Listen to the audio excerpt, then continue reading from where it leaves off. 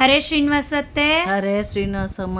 ಯುಗಾದಿ ಹಬ್ಬಕ್ಕೆ ಒಂದು ಒಳ್ಳೆ ಯುನೀಕ್ ಆಗಿರೋ ಸ್ವೀಟ್ ತೋರಿಸ್ಬೇಕಲ್ಲ, ಅದಕ್ಕೆ ಪೈನಾಪಲ್ ಹೋಳಿಗೆ ಮಾಡೋಣ ಅಂತ ಮಾಡಿ ತೋರಿಸ್ತೀನಿ. ಓಕೆ.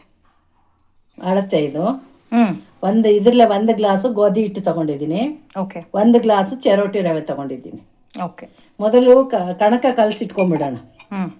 ಆಮೇಲೆ ಹೂರಣ ರೆಡಿ ಮಾಡ್ಕೊಳ್ಳೋಣ, ಸರಿ ಹೋಗುತ್ತೆ. ಎಣ್ಣೆ 1 ಸ್ಪೂನು, ಸ್ವಲ್ಪ ಅರಿಶಿನ ಕಲರ್ಗೆ ಮತ್ತೆ ಒಳ್ಳೇದು ಅಂತ ಅರಿಶಿನ ಕಲರ್ ಚೆನ್ನಾಗಿ ಕಾಣಲಿ ಅಂತ. ಇದು ಕಣಕ ಚೆನ್ನಾಗಿ ಕಲಿಸ್ಕೋಬೇಕು, ಸಾಫ್ಟಾಗಿರಬೇಕು, ಅಂದರೆ ಹೋಳಿಗೆ ಚೆನ್ನಾಗಿ ಬರುತ್ತೆ ಮತ್ತು ನೆಂದಷ್ಟು ಚೆನ್ನಾಗಿರುತ್ತೆ. ಇದು ಈ ಥರ ಇರಬೇಕು, ಚೆನ್ನಾಗಿ ನೆನಿಲಿ ಸ್ವಲ್ಪ. ಇದು ಇವಾಗ ಕಲಿಸ್ಕೊಂಡಿದ್ದೀವಿ. ಮೇಲೆ ಸ್ವಲ್ಪ ಎಣ್ಣೆ ಹಾಕಿ ಮುಚ್ಚಿಡಬೇಕು, ನೆನೆಯುತ್ತೆ.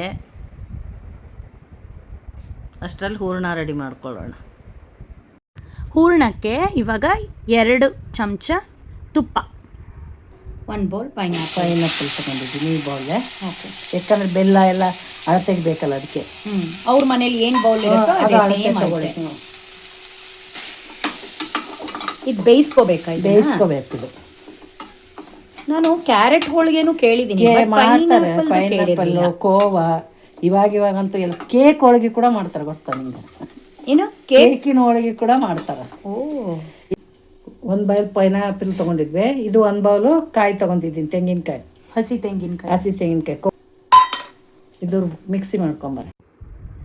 ಈಗ ಪಾಕ ಮಾಡ್ಕೊಳ್ಳೋದಕ್ಕೆ ಪ್ರಿಪ್ರೇಷನ್ಸ್ ನಡೀತಾ ಇದೆ. 1 ಬೌಲ್ ಬೆಲ್ಲ, ನೀರು ಹಾಕೋದು ಬೇಡ, ಸಾಕು.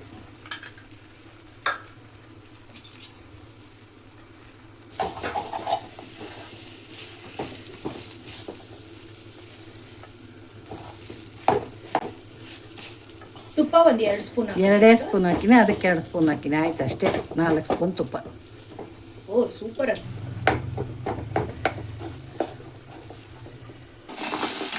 ಪಾಕ ಆಗ್ತಾ ಇದೆ, ಈ ಕುದಿ ಬಂದಿದೆ ನೋಡಿ, ಈ ಥರ ಗುಳೆ. ಹಸಿ ತೆಂಗಿನಕಾಯಿ ರುಬ್ಬಿಟ್ಕೊಂಡಿರೋದನ್ನ ಹಾಕ್ತಾ ಇದ್ದೀನಿ. ಅದು 1 ಬಟ್ಲು ತಗೊಂಡಿದ್ವಿ. 1 ಬಟ್ಲು ಪೈನಾಪಲ್ಗೆ 1 ಬಟ್ಲು ಹಸಿ ಕೊಬ್ಬರಿ. ಏಲಕ್ಕಿ ಎಲ್ಲ ಹಾಕ್ಬಾರ್ದು ಇದಕ್ಕೆ, ಏನಕ್ಕೆ ಅಂದರೆ ಪೈನಾಪಲ್ದ ಅಲ್ವಾ, ಪೈನಾಪಲ್ ವಾಸನೆ ಹೊರಟೋಗುತ್ತೆ ಏಲಕ್ಕಿ ಪುಡಿ ಹಾಕ್ಕೊಂಡ್ರೆ. ಅದಕ್ಕೆ ಇದಕ್ಕೆ ಏಲಕ್ಕಿ ಹಾಕಬಾರ್ದು. ಇದು ಹೂರಣ ರೆಡಿ ಆಗಬೇಕಿದು, ಅಂದರೆ ನೀವು ಗಟ್ಟಿ ಆಗೋವರೆಗೂ ಇದನ್ನ ಕೆದಕ್ತಾ ಇರ್ಬೇಕು. ಇದೇ ಥರ ಒಂದು ಅರ್ಧ ಗಂಟೆಲಿ ರೆಡಿ ಆಗೋಗುತ್ತೆ. ಅರ್ಧ ಗಂಟೆ ಹೂರಣ ಬೇಡ ಬೇಯಿಸ್ಕೊಂಡು ಅದು ರುಬ್ಬಿಕೊಂಡು ಅಷ್ಟು ಗಲಾಟೆ ಬೇಡ. ಇದು ಆರಾಮಕ್ಕಾಗಿ ಮತ್ತೆ ಇದು ಮಾಡಿಟ್ಕೊಂಡ್ರೆ ನಿಮ್ಗೆ 5-6 ದಿವಸವರೆಗೂ ಇರುತ್ತೆ, ಹಾಳಾಗೋದಿಲ್ಲ. ಆರಾಮಾಗಿ ಇಟ್ಕೊಂಡು ತಿನ್ಬೋದು. ಅದಿದೆಯಾ? ಬೆಂದಿದೆ.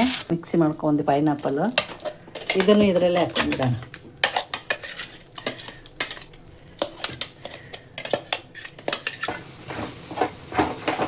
ಪೈನಾಪಲ್ಲು ಮತ್ತೆ ತೆಂಗಿನಕಾಯಿ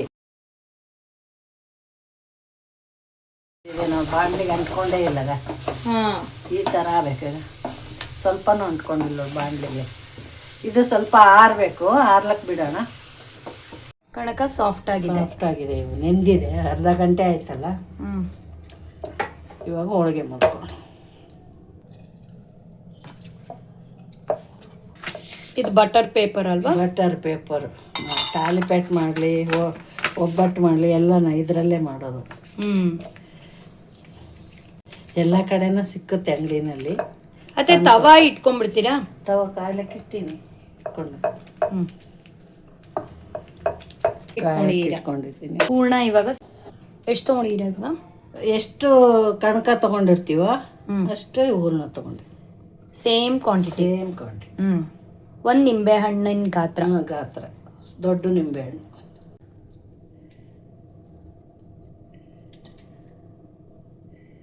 ಅಂತೂ ಈ ಯುಗಾದಿಗೆ ಒಂದು ಹೊಸ ಹೋಳಿಗೆ, ಹೊಸ ಥರ ಹೋಳಿಗೆ.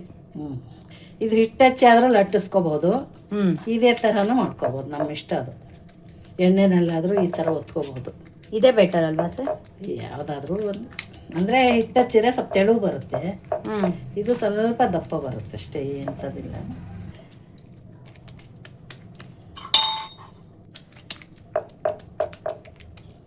ಇದಕ್ಕೆ ಜಾಸ್ತಿ ತುಪ್ಪ ಬೇಕಾಗಿಲ್ಲ. ಹೋಳಿಗೆ ರೆಡಿ.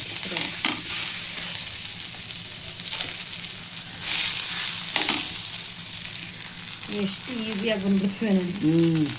ಈ ಹೋಳಿಗೆ ಪೇಪರ್, ಬಟರ್ ಪೇಪರ್.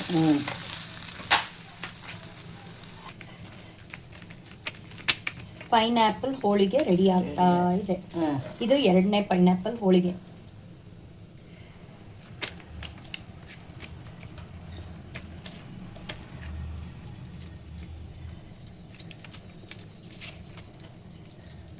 ನನಗಂತೂ ಇದು ಟೇಸ್ಟ್ ಮಾಡೋದಕ್ಕೋಸ್ಕರ ವೆಯ್ಟ್ ಮಾಡ್ತಾ ಇದ್ದೀನಿ. ತುಪ್ಪ ಹಾಕೊಂಡು ತಿನ್ಬೇಕು.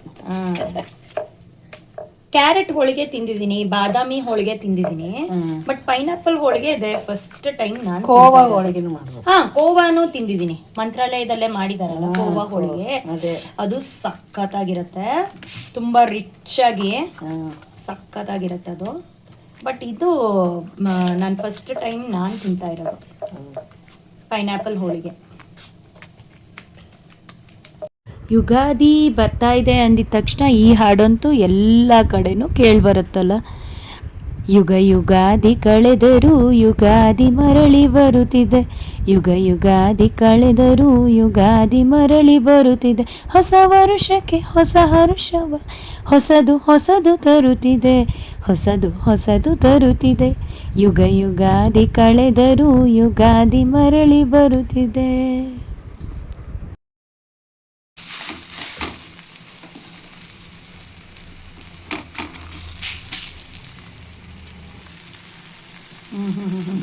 ಸೂಪರಾಗಿ ಬಂತಲ್ಲ.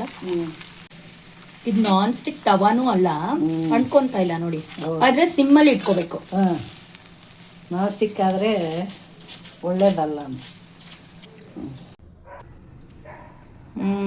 ನೋಡಿ ಮೆತ್ತಗೆ ಚೆನ್ನಾಗಾಗಿದೆ. ನೀವು ಮಾಡ್ಕೊಳ್ಳಿ ಮನೆಯಲ್ಲಿ, ಹೇಗಿದೆ ಅಂತ ನಮಗೆ ತಿಳಿಸಿ. ಅದೇ ಅದ್ರ ಮೇಲೆ ಇದು ತುಪ್ಪ ಹಾಕಿಯತ್ತೆ, ತುಪ್ಪ ಇಲ್ಲದೆ ಹೋಳಿಗೆ ಕಂಪ್ಲೀಟೇ ಆಗಲ್ಲ. ತುಪ್ಪ ಬೇಕು. ಯಾ ತುಪ್ಪ. Super super. ಒಂದು ತಗೋಬೋದಾ? ತಗೋ. ಟೇಸ್ಟ್ಗೆ ಹೇಳಬೇಕಲ್ಲ ನಾನು ಟೇಸ್ಟ್ ಹೇಗೆ ಬಂದಿದೆ ಅಂತ. ನಾನು ತುಂಬ ಎಕ್ಸೈಟೆಡ್ ಆಗಿದ್ದೀನಿ ಹೇಗೆ ಬಂದಿದೆ ಟೇಸ್ಟು ಅಂತ. ನೋಡಿ ಇಲ್ಲಿ ಎಷ್ಟು ಸಾಫ್ಟಾಗಿ ತುಂಬ ಚೆನ್ನಾಗಿ ಬಂದಿದೆ.